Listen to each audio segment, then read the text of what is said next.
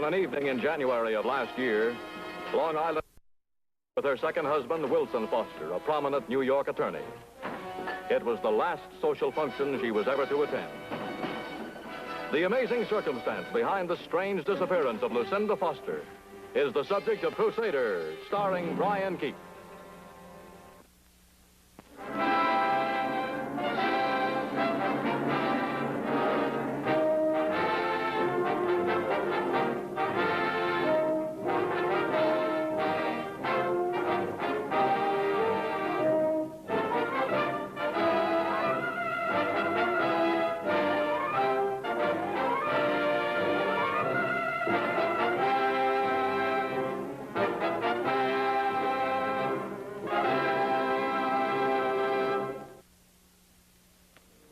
My name's Matt Anders, the society editor of one of the magazines I write for. Had several times noted the absence of Mrs. Wilson Foster from functions she normally attended. The items, plus a few vague rumors, reached the ears and eyes of Frank Gordon, managing editor. He called and asked me to make a casual check. I drove out the island to Rhodes Point, nearest village to the Foster estate.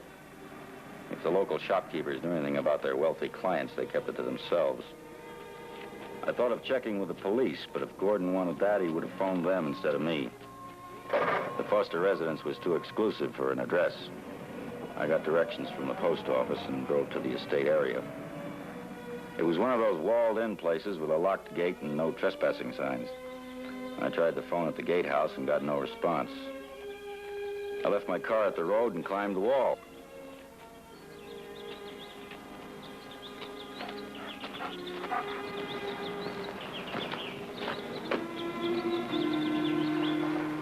Get him, Fritzy.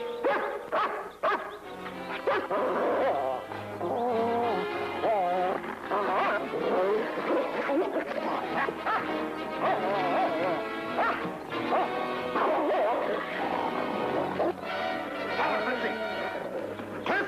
I'm here, Mr. Foster. Call him off. Hold it, Fritzy, hold it.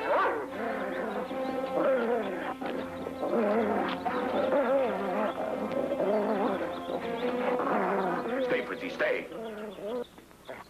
He came over the wall. Take him around to the garage and tie him up.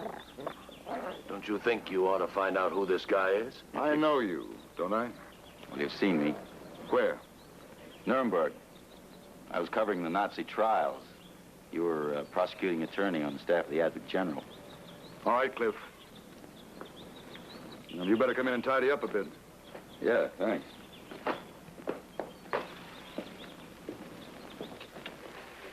Suppose you tell me, Mr. Anders, what brought you here? Oh, well, I had sort of an idea for an article like this. You were prosecuting attorney at Nuremberg, and since then you've been defense attorney. So, contrast is always a good angle. That's not unusual. No, but there's a strong psychological difference. I think in my case you'd find it rather dull. Oh, I don't think so. You might not notice it yourself because the effect is really on the people around you. You know, your secretary, your chauffeur, your wife particularly. I'm afraid they wouldn't be able to help you, Mr. Anders. Neither Cliff nor my secretary were with me at the time of Nuremberg. But your wife was. I'm sorry, my wife isn't home, Mr. Anders. She's in Europe. My stepdaughter's attending school in Switzerland. Oh, well, summer vacation starts in a couple of weeks. They'll be coming back then, won't they? No. They're planning a tour of Europe this summer. What kind of magazine are you writing for, Mr. Anders? Not one of those so-called expose magazines? No, sir. I hope not. Because if you are, you'll have a field day with what I'm going to tell you. This is my wife, Lucinda. She was 15 years ago. The painting was commissioned by her first husband the year before he was killed. Her first husband was Ralph Jim, a very wealthy, very conservative man. He was shot to death in this room by a burglar during the war. You were probably away in the service. Yeah. I was Ralph Jameson's attorney and executor of his estate. We were very close. I guess Lucinda's need turned her to me. Her daughter, Lisa, was a child 5 years old. She needed a father. I was around. Since then, she's come to mean a great deal to me. Mrs. Foster? She's very beautiful, isn't she? Very beautiful. We set too much store by beauty. There are some women who regard advancing age as a deadly enemy. They try to run from it. They leave the things and the people behind who remind them of it. My wife has left me, Mr. Anders. Not legally. I hope not permanently. That's why I must discourage you from any inquiry.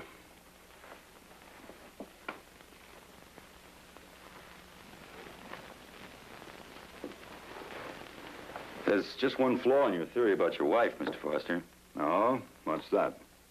Well, a woman who wants to forget about her age isn't liable to do it by seeking company of a grown-up daughter. I suppose it's a way of sharing youth, Mr. Anders. You'll find the gate release switch on the right post at the end of the driveway. Thanks.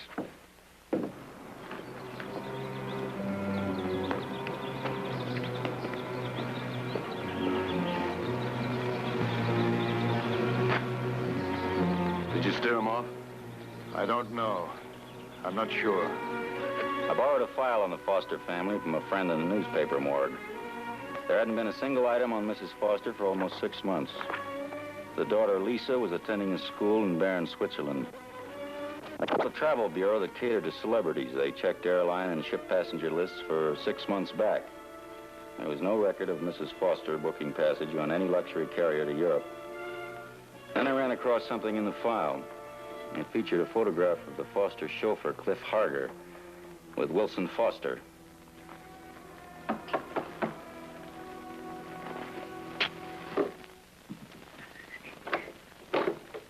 Oh, well. Can I come in?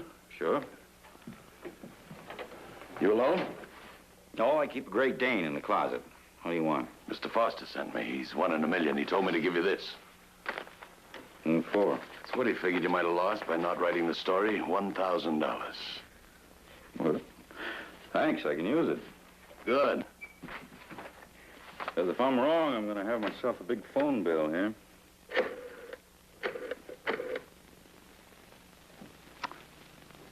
Now, give me the international operator, please. You're smart, Anders. Take the money. Hello, I want to place a call to Bern, Switzerland, please. Person to person to Miss Lisa... All right, Anders, knock it off. Hang up. Put this on. We're going up. We better come back. I'll get you over a barrel. You need glasses. Well, when I was out in Rhodes Point, I asked a few questions. My editor sent me out there. I borrowed this newspaper file. It's got a little story in there about Foster and his family, the picture. It includes a little item about you and a murder trial. I was acquitted. Somebody else was convicted for that crime 2 years ago. Oh. Somebody that didn't have Foster for an attorney? All right, out, Anders.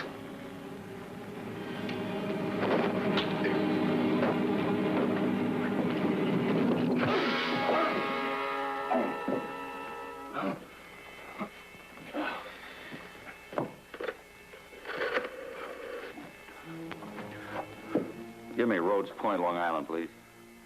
Don't, Anders. Forget about the $1,000.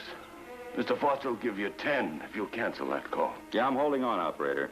You better go on in there and get yourself cleaned up. I'm taking you home. I was charged with a murder I didn't commit once. But so help me, Anders, if I get a chance, I'm gonna kill you. Hello, Rhodes Point. Let me speak to your chief of detectives, please. You sure you won't take one, Captain Jethro? Not while I'm on police duty, Mr. Foster. Now, where's your wife, Mr. Foster? I told you she's in Europe. I don't think so. I don't care what you think.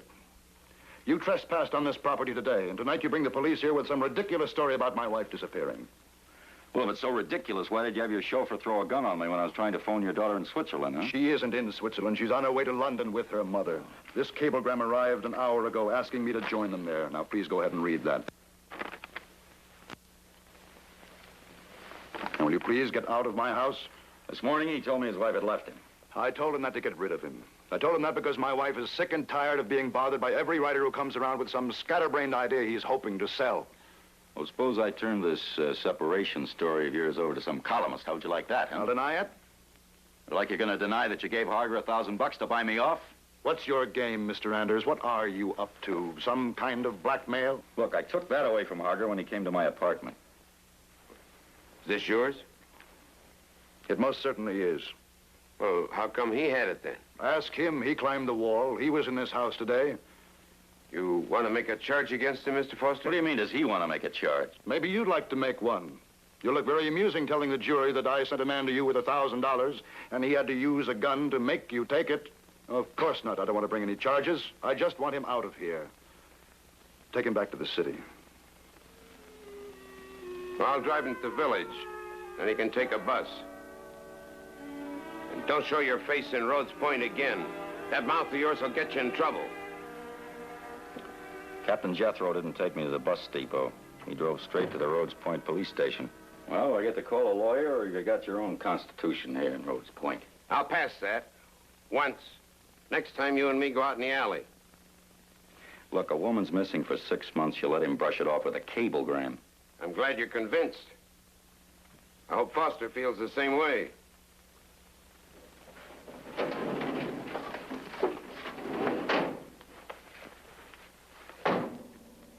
I've been living with this file for 15 years. It hurts. Like a knife in my back. Jameson case, huh? You know about that? Yeah, Foster told me Jameson was killed by a burglar. He wasn't killed by a burglar. He was killed by somebody he knew. I was captain of police then, like I am now. When I was 35 years old, Anders, not 50, I had the best enforcement record in the state.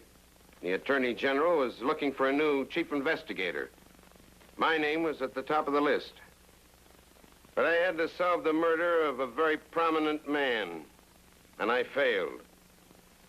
While the newspapers were using me for a goat, Foster married Jameson's widow and all that went with her. This file's been sitting here for 15 years. I've been sitting here with it.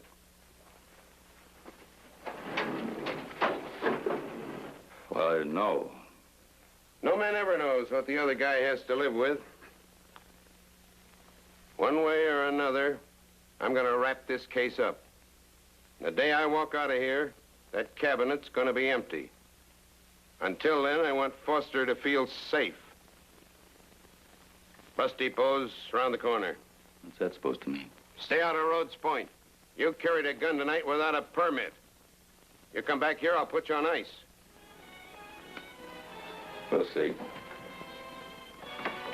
See what? See if you're a cop or a liar.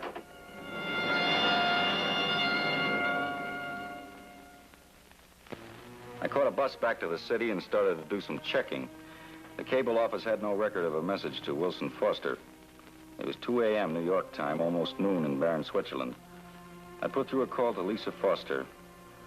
Her mother wasn't with her and hadn't been. She was taking the first available plane home. Early in the morning, I went back to Rhodes Point. The village was just coming awake. Cliff Harger was one of the early birds.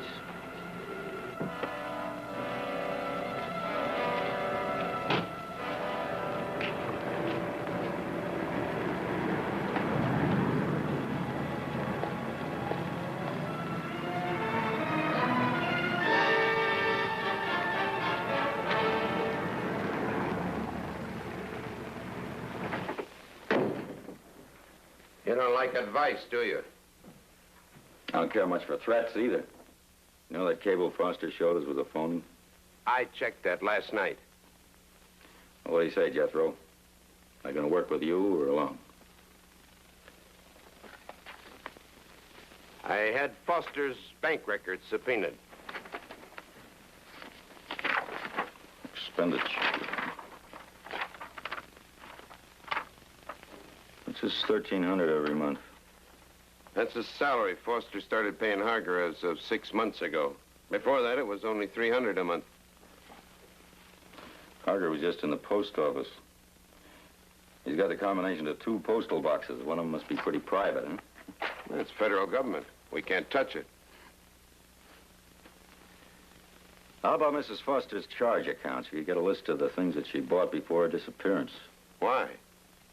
Well, she'd have taking some new clothes with her, if she went away. I'll have to come out in the open then. Go at Foster with a search warrant. One of the smartest attorneys in the country. Ever see a man bet 25 years of his life, Anders? Charlie, I want the charge account departments of the 6 best stores in New York. Lucinda Foster had charge accounts at 4 major stores. They hadn't been used in 6 months. Jethro got detailed descriptions of the most recent expensive clothing purchases. By late afternoon, he'd served Foster with a search warrant. Satisfied, Captain Jethro? No. 20 items gone. Almost a complete wardrobe. Where is she, Foster? Why don't you take me down to the station and ask me? That's the legal procedure for the interrogation of a criminal suspect. But let me warn you, Captain Jethro. You'd better be able to prove that a crime has been committed, or you'll never wear a badge again. What does Harger do for you that makes him worth $1,300 a month? Who told you? I subpoenaed your bank records. It's a lot of money to pay a man to keep an extra post office box, isn't it? Well, you can't touch that. That's a violation of federal law.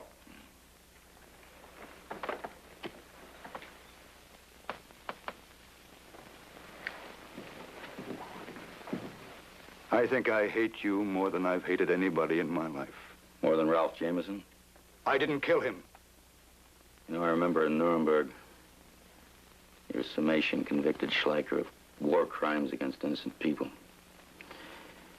You had a great deal to say about peace and dignity of man, about people being able to live without fear. I thought you meant it. You had me fooled, you really did. You almost did it again yesterday. You're not going to fool anybody anymore.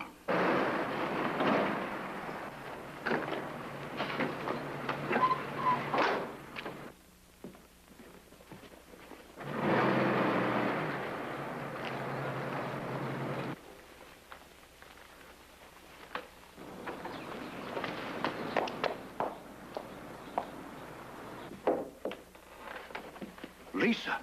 Where's my mother? Where is she? That's what we've been asking him, Miss Foster. I'm Matt Anders. So you did call her? Yes, I did. Lisa, you got to believe in me. Tell me where my mother is. I can't. She doesn't want anybody to know. I don't believe you. Lisa, listen to me. I love your mother.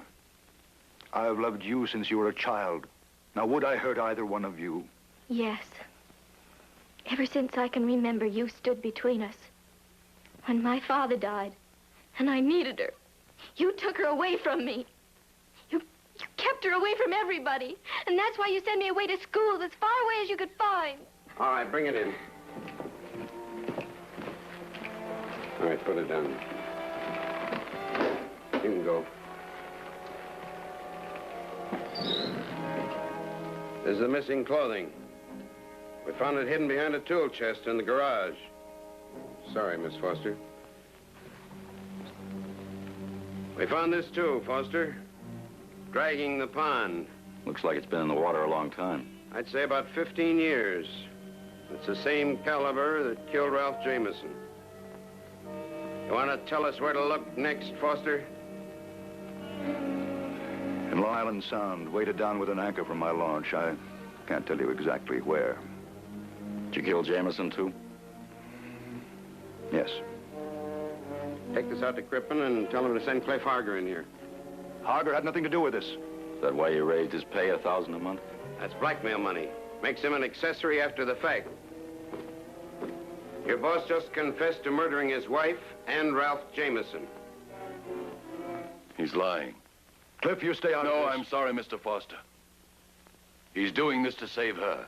Lisa, don't listen to anything he says. He's an ex-convict. He's been charged with murder himself. Don't you believe him? I tell you, he didn't kill your mother. Mrs. Foster died early this week in a private sanitarium in New Jersey. You got anything to back this up? Yes. This came yesterday to the post office box you were so interested in. This says Louise Harger died, not Mrs. Foster. That's right. I had her committed as my sister so nobody would know who she was. She didn't know herself anymore. I sent money to the hospital to pay the expenses for the burial.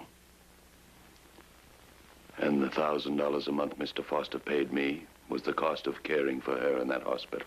That's no reason for a man to hide clothing and admit to murder. That depends on the man. Your wife killed her first husband, didn't she? You're lying. No. No, he isn't, Lisa. I'm sorry for what I said about Nuremberg. If you hadn't been sent here, we might have brought her home without anybody knowing where she died.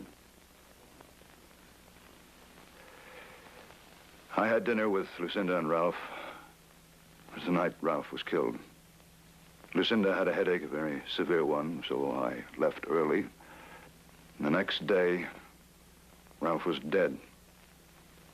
Lucinda was ill for weeks. I thought it was just a shock. But when she came out of it, we saw a great deal of each other. She was alone with a small child. Both of them were very dear to me. So we got married. About 3 months later, the headache started again. I asked her to see the doctor, but she wouldn't. That night, she tried to kill me. She had a knife. I got it away from her. She screamed at me. She said that she had killed Ralph. You didn't call a doctor? Or the police? To have her taken away? To have her child, Lisa, grow up with the terrible knowledge that she had given me? To have her live in fear that she might inherit the same illness? Is that why a man takes a child into his life? What love and protection could I have given her against that? And she was all I had. Maybe I was wrong to do what I did. I don't know. I love Lisa more than anything on earth. I had to keep her away from her mother and send her away to school, camps, any place but where I wanted her to be. Just so that I could shut Lucinda away from the world when I wanted to. So, as the years went on, her spells became more frequent. Finally, I had to dismiss all the servants, and I took Harger on because I felt I could trust him.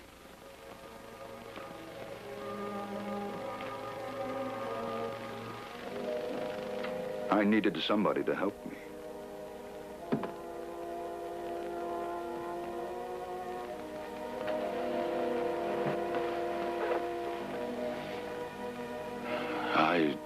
I drove them home from a dinner party one evening. And when Mrs. Foster got into the car, she started screaming about a severe headache. And when we got home, she tried to kill herself. It was that night that we took her to the sanitarium.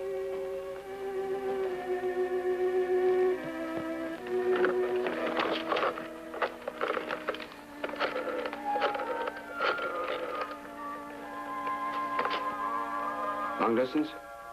Give me the Fremont Sanitarium in Plattfield, New Jersey.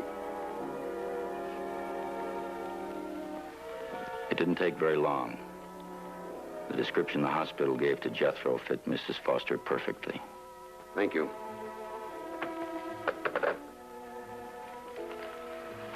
You should have called them after she died, Mr. Foster. Postmortem was performed in accordance with state law. It revealed a brain tumor, probably caused by a childhood injury. That was responsible for what she did. But it isn't hereditary.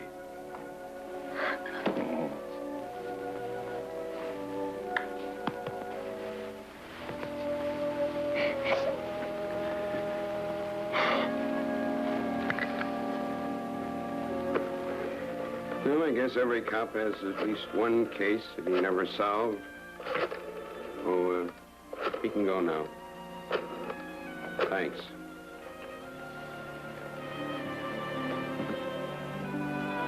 Mr. Gordon? Matt Anders. Yeah.